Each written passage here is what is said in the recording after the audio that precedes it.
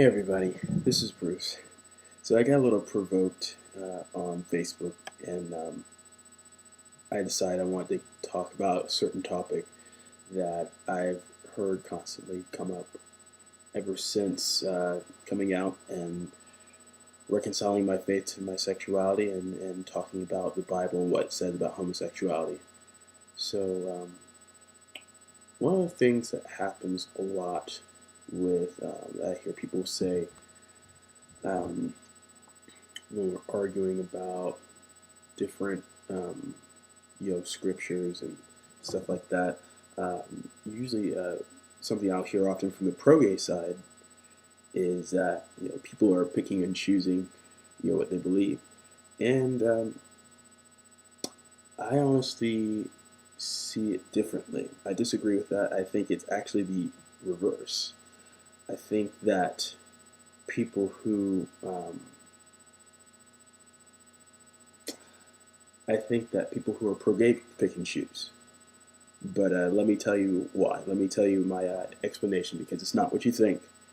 Um, so I believe that people who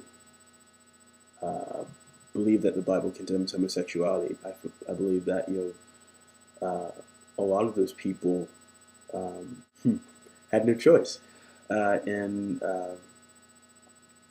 choosing what they believe. They just had a certain belief and a certain religion imposed on them from the time they were young, and if they were able to fit the characteristics of society, then they had no reason to question them, so they just went along with it.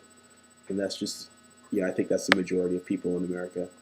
Um, if you can fit into church and you can fit the role, then there's no reason to question what you've been taught is right or wrong, because it seems to make sense. And that was my world for a little while, for most of my life, honestly.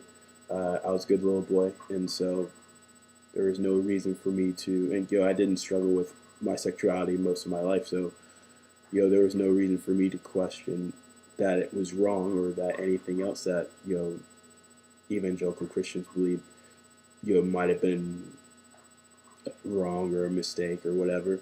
So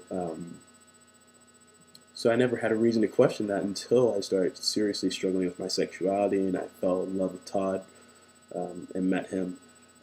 So I believe personally that people that um, if there's anybody that picks and chooses, it's the people who have uh, who support um, the gay community. Christians that support that, it would be progressive Christians, because here's why.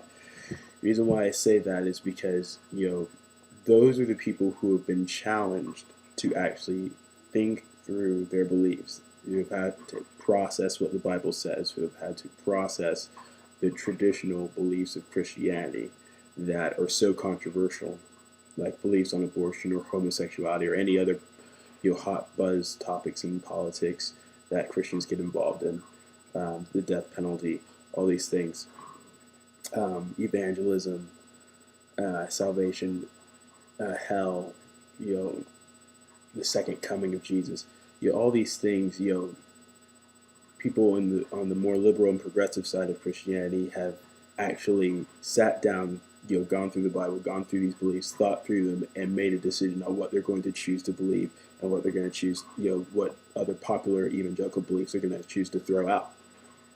They're the only ones that have done that, but I applaud them for doing it, because, number one, for me, I would have never done that if I wasn't gay. I would have never had a reason to. And it's only because of my struggle with my sexuality that I was forced to re-examine my beliefs and form my own individual spirituality and theology.